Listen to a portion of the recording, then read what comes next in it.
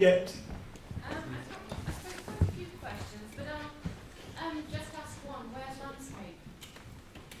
Landscape is because as the first speakers were showing, Jackie and Pam, that landscape is very key to sense of place, very important to people. Jackie mentioned her mum, I'll mention my dad. My dad thought Habitat was a shop. Now, landscape is so important to people, and also the distinction in the presentation between natural environments and built environments. It's not as clear cut as that. Sort of the NPPF is going to relate as much to the natural environment as it is to the built, etc., etc. I think I've got the sense that landscape character is absolutely essential as part of this approach. I mean, I couldn't give examples of everything that would need to go in and be considered, but it would have to be catchment based to make any sense whatsoever, and you would have to have cultural aesthetic value, landscape value as part and parcel of what you do. Otherwise, it's not going to work. Another question, please. Yep.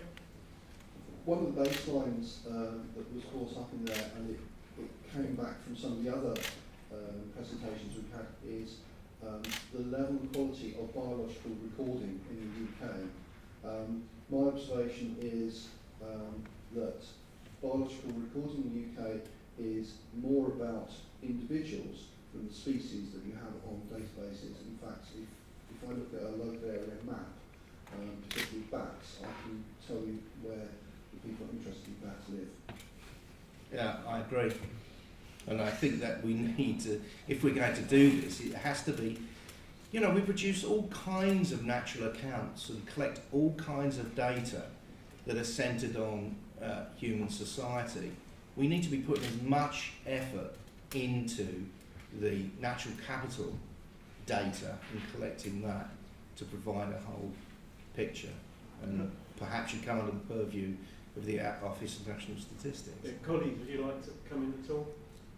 I'll just add, I do agree that monitoring is, of course, very important with this, but when we're looking at developing decision tools to aid planners, I think there's a role of using the perhaps scant monitoring data that we do have to build models which can, as our colleague was saying, then suggest what the effects of different development scenarios might look like for certain habitats, for certain species, and we need a modelling approach that can go beyond natural capital to look at other forms of capital. And I think that simplifying this to being all about natural capital accounting is perhaps not wise, given, as our colleague there said, that people are actually interested in a lot more than that, and landscape comes into the ecosystem services framework through cultural services, and we need to try and account for scenarios at each of these different types of capital, each of these different types of service, if we're to make informed decisions about what the future might look like and how we mitigate the worst trade-offs. I was just going to say, we do, we're not completely, we do have some good data sets, I think, to build on, so we're not completely starting from scratch. Yeah. And there are those landscape data sets, there are habitat data sets, and of course there are species data sets as well that you're referring to. So I think, we need to make a case, and that's partly what this is about, to get good investment so we can get to a place where we have got reasonable data to really get this model working. But we're not starting complete from scratch, so I wouldn't like all members of the audience to think we don't have anything, because we do have something to build on and to demonstrate in certain places, I think. Yeah. And I'd just like to jump in. Just very quickly, I just wanted to come back on Christine's point, and for the WebEx audience, the question about landscape and where does that sit within the whole equation. The actual policy brief, reconnecting across the built natural divide, I think is actually, the landscape can actually be the glue as part of that reconnection. And I do share some concern about landscape being subsumed within cultural services, but if we all start championing nature conservation, landscape, recreation, we're starting again to fall into the silo mentality of saying that something is more important. What we've got to do is to connect across those disparate areas using much better themes that unite rather than divide. So that would be the kind of response to that point.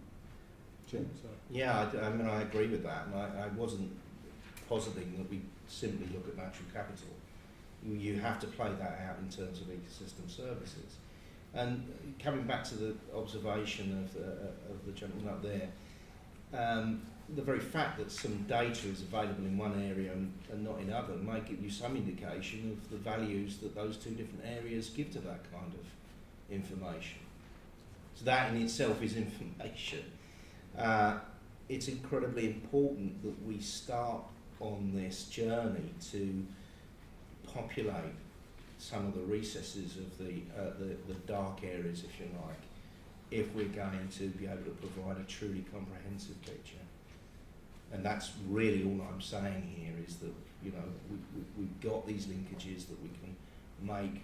We can look at the effects of different kinds of land use on flood storage, flood risk, carbon, biodiversity, connectivity. And sometimes we're going to rely on surrogates in particular areas. In other places we can get a pretty good integrated picture of what's going on. That, I think, is a first step of providing a background against which you can start to play out some of these other values and desires. I think we have some questions from our electronic audience. Sorry, we just have one more from the floor. Paul Miner from the Campaigns for Protect Rural England.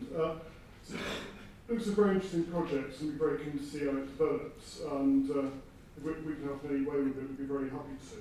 I was just thinking, later stages of the project, you might be interested in seeing this, which is a report we did with Natural England in 2010 called Green Belts, a Greener Future. And what we've done is that we've compared a number of ecosystems values for green belts with other urban fringe areas which don't have designation. So I was just thinking that, just in terms of going forward with the project, I just wanted to get the panel's views on green belts generally, because although the policy isn't perfect by any means, it's still something that has very strong public support. And also, Greg Clark said in the forward to the National Planning Policy Framework that we want to make best use of the green belts and refill it for body and soul. So it's a huge political opportunity there, and I think if you work with the grain of green belts rather than against them, I think we'll be able to get the messages of this important project out to a much wider audience. Can I just very quickly answer that? Because as with all of these events, I refer you to the video that is forthcoming. The long-termism policy brief actually looks specifically at the Greenbelt issue.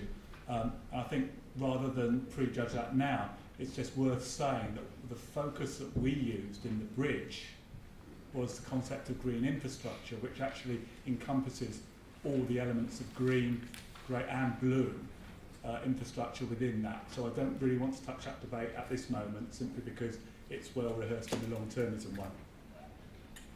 Okay, so we look forward to that. So have we got questions from our electronic audience? Hello, can you hear me now? Yeah, we can. Hi Richard. Hi. We've got a few questions coming in. First of all, hello to Peter, who's listening in Adelaide in Australia, and he's going to recommend video 2 to his colleagues working in the Planning Natural Resource Management interface. In addition, we've had a message from Tim, who's listening from Bangor in Wales. The comment is, the soilscapes data used in the last presentation is at 1 kilometre square resolution. In practice, this is not adequate for decision making. Local knowledge can be important to address these data issues. Has this been attempted? Thank you very much, making my point. We need to collect that data at a much higher resolution if we're going to base models like this.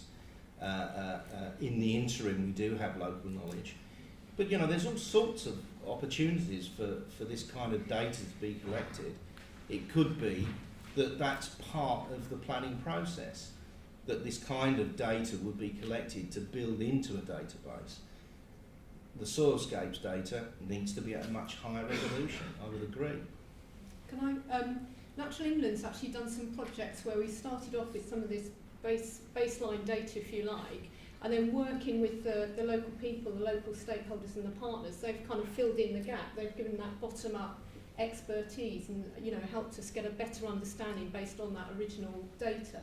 So, you know, there are ways around that, particularly if you're focusing on a plan or a particular place. You know, it's really important that you have the national data sets, but you enhance them by using local knowledge.